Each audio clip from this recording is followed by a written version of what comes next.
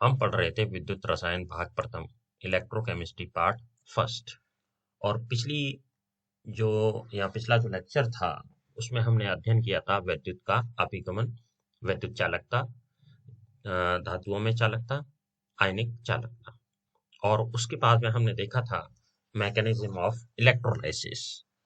तो जब हम इलेक्ट्रोलाइसिस की बात कर रहे थे तो फैराडे नाम का एक वैज्ञानिक था जिसने वैद्युत अपघटन का बहुत ही विस्तृत अध्ययन किया।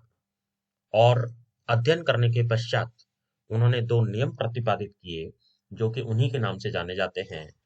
और वो दो जो नियम थे वो हैं फैराडे का प्रथम नियम और फैराडे का द्वितीय नियम। तो जो फैराडे जो थे यानी कि फैराडे नाम के जो साइंटिस्ट थे, उन्होंने इलेक्ट्रोलाइसिस या विद्युत अपघटन का डिटेल में स्टडी किया और दो नियम प्रतिपादित किए जो उन्होंने अध्ययन किया उसी के आधार पर। और उन दो नियमों को अपने ही नाम से नाम उनका रखा। फैराडे का प्रथम नियम, फैराडेज फर्स्ट लॉ, फैराडे का द्वितीय नियम, फैराडेज सेकंड लॉ। तो अब हम देखते हैं कि ये फैराडे के नियम हैं क्या क्या। सबसे पहले बात करेंगे हम फर्स्ट लॉ की, फैराडे का प्रथम नियम। जो फैराडे का प्रथम नियम है वो ये कहता है कि किसी विद्युत अपघटन की क्रिया में किसी इलेक्ट्रोड पर एकत्रित हुई किसी पदार्थ की मात्रा उस विलयन में प्रवाहित की गई विद्युत की मात्रा के समानुपाती होती है। तो देखिए, हमने एक एक्सपेरिमेंट आपको पहले समझाया था कि जब इलेक्ट्रोलाइसिस होती है तो जो विलयन है इसमें क्या उपस्थित है, इसमें कोई भी इलेक्ट्रोलाइट उपस्थित है। क्योंकि जब इलेक्ट्रोलाइट नहीं होगा, इलेक्ट्रोलाइट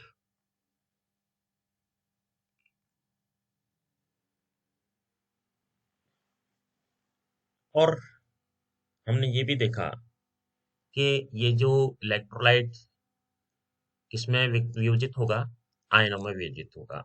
और आयन कौन कौन से होंगे, धनायन और ऋणायन। Anion and cation, anion means ऋणायन एंड कैटायन मतलब धनायन। इन दो में जो कोई भी इलेक्ट्रोलाइट है वो विघटित होगा। और ये एनायन और कैटायन अपने इलेक्ट्रोड्स की ओर गमन करेंगे। जो मैंने गमन आपको बता रखा है कि कैटायन कैथोड की ओर गमन करेंगे और एनायन जो है एनोड की ओर गमन करेंगे।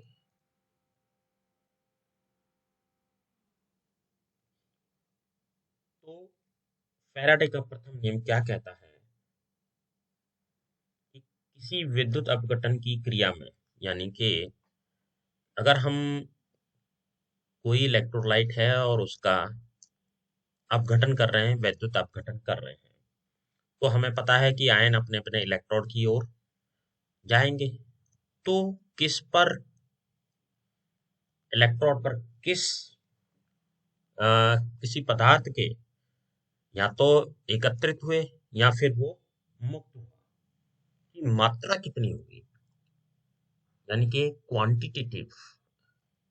और यहाँ कहें क्वांटिटी, उसकी मात्रा के बारे में बात करता है। और क्वांटिटी से जब हम उसे ग्राम में लें तो उसे भार से, यानी कि ग्राम में मात्रा। और हमने उसमें कितनी बिजली प्रवाहित करी।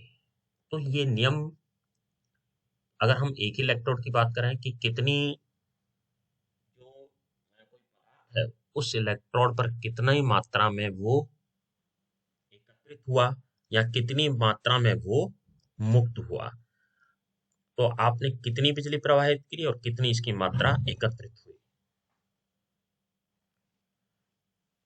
तो कितनी जो ऊर्जा है वो आपने विद्युत ऊर्जा प्रवाहित की और कितनी किसी पदार्थ की मात्रा इलेक्ट्रोड्स पर एकत्रित हुई या विसर्जित हुई। तो इस बारे में इन्होंने बताया और इसके बारे में क्या कहा कि W is proportional to Q, और W जो है Q के समानुपाती होता है या होगा। तो यहाँ पर W क्या है? मुक्त होने वाले पदार्थ की मात्रा, और Q क्या है? विलयन में प्रवाहित हुई विद्युत की मात्रा कूलाम्स में, क्योंकि विद्युत की मात्रा का जो जो यूनिट है वो कूलाम है। तो हमने देखा कि W is proportional to Q, और जब प्रोपोर्शनलिटी का चिन्ह हटेगा तो वहां एक कांस्टेंट आएगा, तो उस कांस्टेंट को हमने क्या रखा है नाम? Z. Z is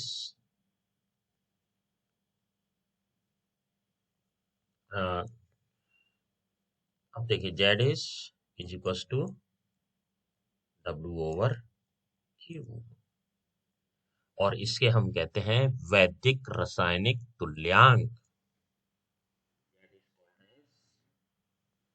electrochemical equivalent.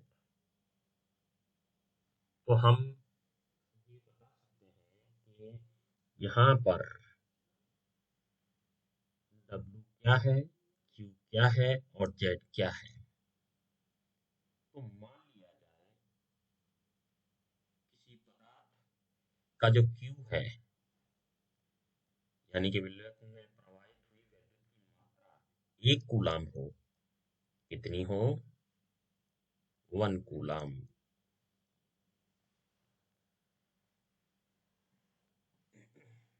तो Z किसके बराबर हो जाएगा? Z बराबर हो जाएगा W के। तो Z को हम फिर परिभाषित कर सकते हैं कि किसी पदार्थ के विलयन में 1 कूलाम विद्युत धारा के प्रवाह से मुक्त हुई पदार्थ की मात्रा को उस पदार्थ का विद्युत रासायनिक तुल्यांक कहते हैं। तो इलेक्ट्रोकेमिकल इक्विवेलेंट। अब देखिए, क्यू हमने कहा कि हमने कितना प्रवाहित करा? 1 कूलम।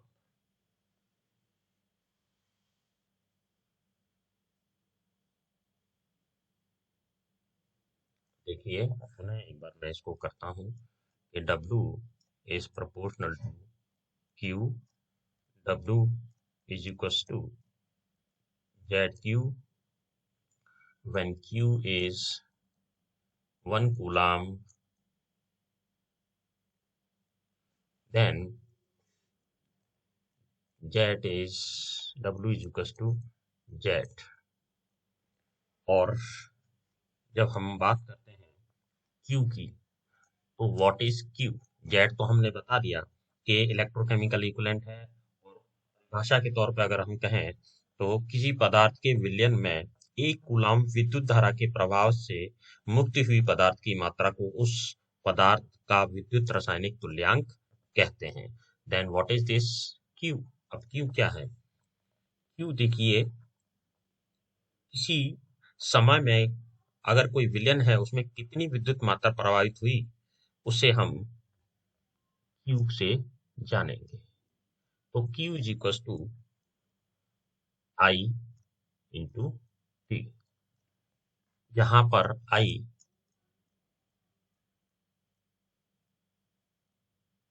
एम्पियर में डिनोट करा जाता है करंट, और T जो है टाइम, उसे सेकेंड्स में डिनोट करा जाएगा। तो चार्ज क्या है? This I multiplied by T, यानी कि किसी विलयन में प्रवाहित करंट T समय में प्रवाहित I is equal to Q होगा आपका। तो हम इसको इसमें पुटअप करेंगे तो Z is equal to I into T। तो हम बता सकते हैं कि किसी पदार्थ के विलयन में से 1 एम्पियर विद्युत धारा 1 सेकंड तक प्रवाहित होने से मुक्त ही पदार्थ की मात्रा को उस पदार्थ का विद्युत रासायनिक तुल्यांक कहते हैं।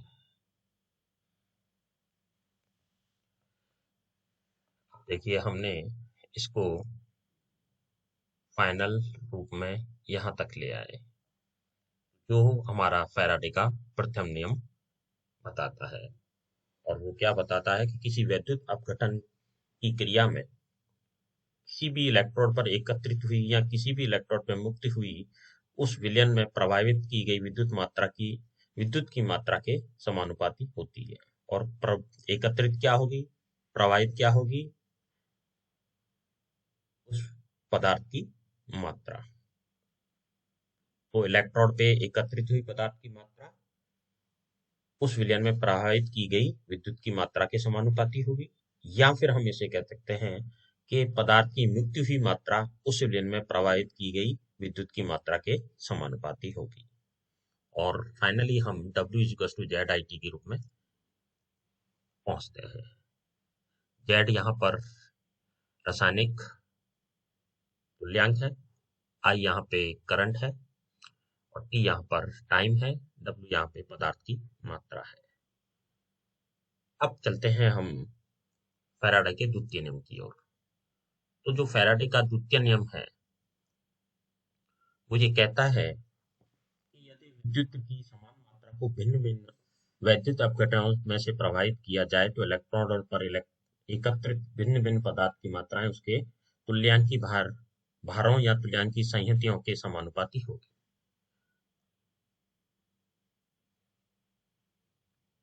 तो देखिए इसको कैसे एक्सप्लेन करेंगे।